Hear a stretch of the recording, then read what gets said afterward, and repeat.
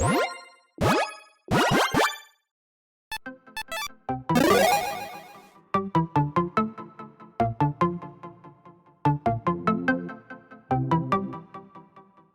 everyone, Mitch coming in from the Commander's Core studio. Welcome to the show. So on today's episode, I've got a fun one for you. I want to be talking about these commanders that hit insanely hard. Yeah, you're going to be knocking opponents down absolutely no time.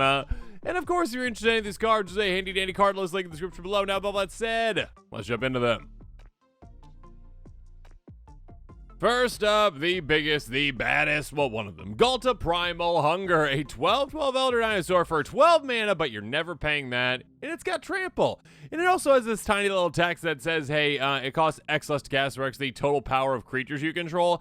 Absolutely insane, because, well, hey, we've got a 12/12 that we typically are going to pay, 2 mana for. Again, there isn't evasion on this, but it is a I'm going to run you over kind of card, you know, green. So we have a giant 12/12 again, a 2-shot KO already in Commander, in a color that maybe doesn't have, you know, double strike, you know, inherently does have, you know, Fire Shriek or equipment like that, essentially. But it does have now doubling up power type cards. So being able to go, yeah, swing for 24, take you out. Sure. Gone. Bye-bye now. Or double and double again, and now I've got a 48 power creature, and all of a sudden an opponent's like, well, I thought I was safe with all this block, but I'm not. Yeah, you can take opponents out in absolutely no time with Ghalta. Absolutely dominant. Check it out, pick it up, build around it. Next up, Ulamog, the Defiler, hits so incredibly hard at a base level again for, well, this card. It is a 7/7, which is a 3-shot KO already, which is amazing for a commander. That being said, there's more. It's an Eldrazi that costs 10. When you cast a spell, target opponent exiles half their library rounded up. It's got Ward, Sacrifice, 2 permanents. It says when it enters the battlefield, it comes into play with a number of counters on equal to grace mana value of cards in exile. It also, by the way, it's got Annihilator extracts the number of counters on it. Here's the thing. When you play this, typically the range for what you're going to be getting usually is like, okay, mana value 5 to 7, maybe 8. Okay, so this is at least a 12/12 or maybe a 13/13 potentially. Could be even more depending on what kind of deck you're playing. If you're playing, say, Yuriko deck, my goodness, you're like, yeah, this is absolutely massive because Yuriko has a lot of high converted mana cost things. That being said, this is typically, at the very least, a 2-shot KO with 11 plus power. It could potentially be a 1-shot KO if you get super lucky and an opponent is playing a ridiculous, you know, card, you know, that has, you know, converted mana cost upwards of, you know, I don't know, 14. That being said, yeah, it's also just a heavy hitter because when it swings, the opponent is just gone. They lose. Annihilator X says, hey, you're gone. Of course, you also have other ways to get counters on it, etc., etc., etc. But yeah, this is just a 1-shot KO in the sense that it's like, oh yeah, your board's decimated. Goodbye. Such a heavy hitter. Moving on, Progenitus, a 10/10 Hydra Avatar for, get ready for it, white, blue, black, red, green. I guess I could have said double Wooburg, but it was fun. Anyways, protection from everything. Yeah, everything. And if it put a grave from anywhere, you shuffle it, la. As a commander, that does not really matter all that much. What matters is literally this a 10/10 protection from everything, meaning, yes, your own things as well. You can't, you know, put auras on this. You can't put equipment on it. But what you can do is utilize Anthem-style effects to get this into a 1-shot KO territory quite easily. I mean, here's the thing with this one. Yeah, it is a 3-shot KO technically, although you just need one more tiny little bit of power for it to be a 2-shot KO. It can never be blocked by your opponents because it's got protection from everything and they can't target it. There's a lot of things they can't do to it, but still, you're able to essentially go, as long as I can swing, you know, typically twice, you know, with one Anthem in play, I win. Or, you know, if you've got a way to, you know, double up your creature's power, all your creature's power, I should say, and there are ways to do that. Cool. All right. +1/+1, double all creature power, a 1-shot KO that is unblockable, that is untargetable. Your opponents are going to be in big trouble with this heavy hitter. Next up, Yargle and Multani. Yeah, again, if you didn't think, we could get any more ridiculous than, Yargle back in the day, a 9/3 for 5 mana, which is already a heavy hitter, and I did consider for this list. Yeah, Yargle and Multani is an insane combination. An 18/6 Frog Spirit Elemental for a 6 mana and Golgari that does absolutely nothing. Absolutely nothing. It is a vanilla creature, a vanilla commander, but the most vanilla of all time. Very strong vanilla, I would say. 18 power from the get-go for 6 mana. That is insane. Literally, I mean, it's still technically a 2-shot KO, right? You need to get to 21 for it to be a 1-shot KO. But so many powerful, pump effects out there, so many equipment, so many, you literally could use a giant growth on this and be like, yeah, okay, 1-shot now, you're gone. You need, obviously, ways to give it evasion, ways to give it trample, whatever. You got ways to get it through with this color combination, okay? You just need that extra tiny little bit of power, again, like a Loxodon Warhammer or whatnot. And all of a sudden, you're like, okay, I hit you for 21, you're gone. I gained 21 life. Yeah, this is a fun commander. Such a heavy hitter, such an amazing card. And again, it's always fun to build around a vanilla commander because there's so many possibilities of really weird things you can do. Check it out, pick it up, build around it. Moving on, Zilortha, Strength Incarnate. Strength is in the name. It's a heavy hitter, a 7/3 Dinosaur Trample for 5 mana in Gruul. Lethal damage dealt to creatures you control is determined by their power rather than their toughness. Basically, toughness don't matter, which is amazing when you're like, yeah, my commander's a 7, power creature for 5 mana. It's only got 3 toughness, though. Oh, but wait, yeah, hey, it's basically a 7/7 for 5 mana. Essentially, it is a 3-shot KO that is lowered to the ground, and also, again, adjust what your creature's, weakness is, right? Again, and it says, hey, you know what? Power is what matters, not toughness. So you can have a lot of other heavy hitters in the deck that have really tiny little toughness, and you're like, I don't care about that. They're going to be hitting incredibly hard, and it's going to take a lot to take them out as well. So again, a low to the ground, 3-shot KO in a color combination, again, that has all of the, double up power type effects, plus all the double strike effects from red too. Yeah, you can very easily go, oh yeah, okay, cool. Yeah, a little bit extra power, double strike, and you're gone. I mean, you need ways obviously to get the trampling through, or it's got trample, evasion, you can just dominate and destroy people in absolutely no time with this low to the ground commander that changes up the name of the game when it comes to toughness to power.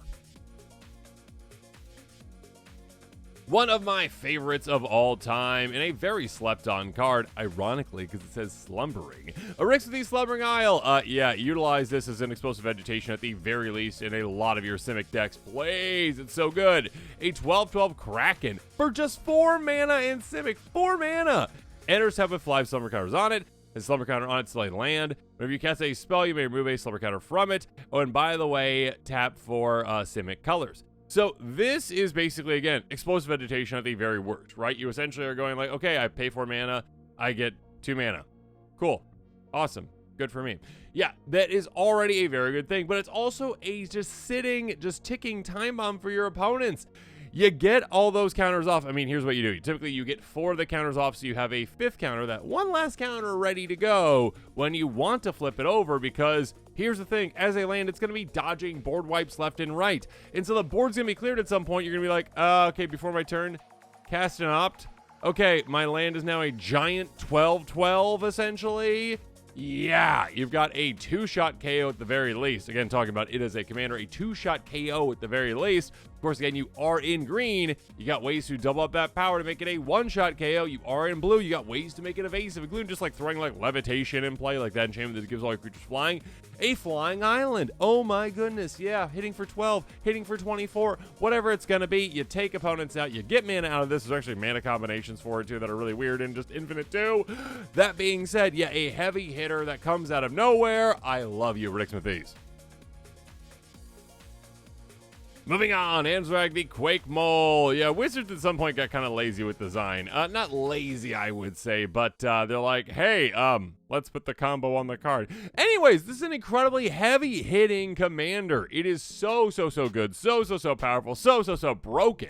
An 8/4 Mole God for just 4 mana. Literally. 8/4 for 4 mana. Again, back in the day, you show someone 20 years ago, like, hey, here's an 8/4 for 4 mana. And they're like, okay, what's like the massive downside to this card? There has to be one, right? Like, do you sacrifice all your lands?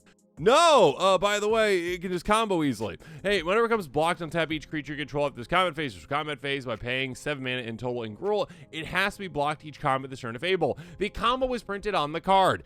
Literally, if you just give this like indestructible, essentially, which there are ways to do that, hey, what it's going to be doing is it's going to be going like, oh yeah, I just keep attacking until all opponents' creatures are gone, until their faces are gone, whatever it's going to be. If you can give an opponent's creature indestructible, there's infinite combats for you. Even if you're not going infinite, though, again, this is literally a 3-shot KO very easily into a 2-shot KO with, again, just an extra 3 power for the price of 4 mana. You get it out super early, and it's like, yeah, hey, you're all gone. Bye-bye now. It is such a good commander. Again, you're in double strike territory, again, being in red.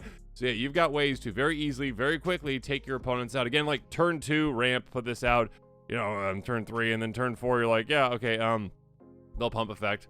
We'll double strike. You're gone. Bye-bye now. Next up, okay, I had to bring this one up. Kalakscion, Hunger, Tyrant, a 7/2 Crocodile for 3 mana. One of the most mana-efficient powers out there when it comes to a commander being able to go, yeah, just 3 mana. Literally, you can Dark Ritual this out on turn 1. You can turn 1, Dark Ritual this, and you have a 7-power, 3-shot KO commander. Even without any other pump effects, you can just go like, oh yeah, okay, that's my turn 1. There are definitely going to be opponents out there that aren't going to be able to get creatures out in time to block or something out to take this out, essentially. And you're going to take out an opponent before they can do anything with an uncommon commander that is vanilla. It's absolutely lovely. Now, of course, you are in black. You've got ways to pump it. You've got ways to get it through. You've got ways to do some absolutely disgusting, amazing things and some tutors to get the exact cards that you need. Yeah, it is such a good commander, such a solid commander. And again, like Yargle multani, vanilla, but a great flavor of vanilla. It is one that can absolutely take opponents out. And again, that Dark Ritual turn 1 play is so much fun with this one. Next up, the Ancient One. Who would have thought that literally for 2 mana, you get an 8/8 and it's in Dimir. It is in Dimir. It is not in green. It's not in red. White wouldn't have that. But anyways, it's not in those colors. It is in Dimir. I mean, blue gets a shout out here, right? An 8/8 Spirit God for 2 mana in Dimir. They can't attack or block unless there are 8 or more permanent cards in your graveyard. Oh, by the way, by paying 4 mana in Dimir, draw a card, discard a card. We discard a card this way. Target player mills a card equal to mana value.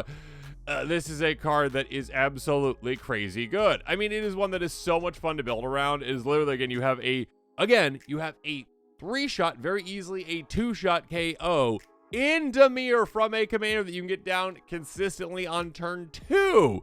You're like, okay, yeah, play this next turn, play this giant mill spell on myself, essentially, and we're off to the races. I can swing now.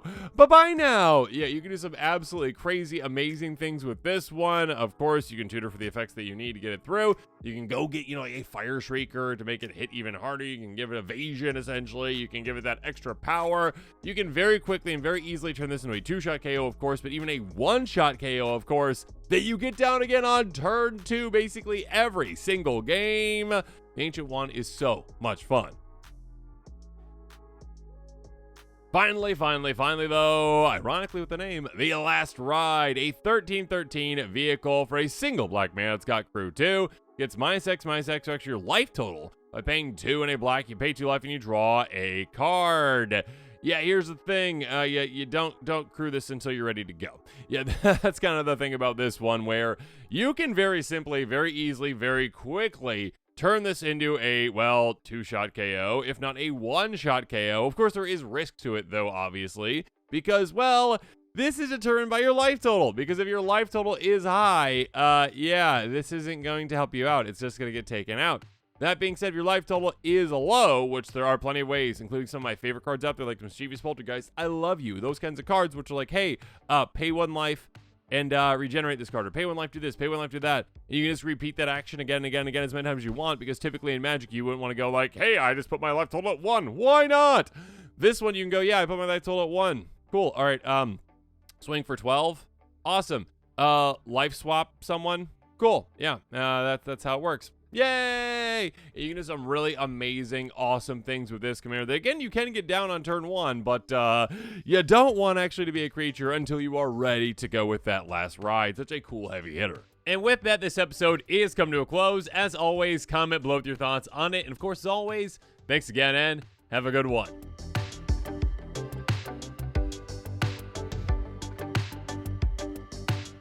This show and episodes like this one are possible thanks to viewers like you. If you're looking for an easy way to help support this show, make sure that you like, share, and subscribe. Also, hit that bell notification icon so you don't miss any new episodes. You can also go check out our playmats and other merchandise at thecommandersquarters.com. Another easy way to support this show is with our TCG player affiliate links. So whether you're buying a deck or individual cards, you can use this general link right here or one in the description. And the final way that you can support this show is by supporting us directly by becoming a patron. There are many benefits to being a patron, and I truly couldn't do this without all of their support.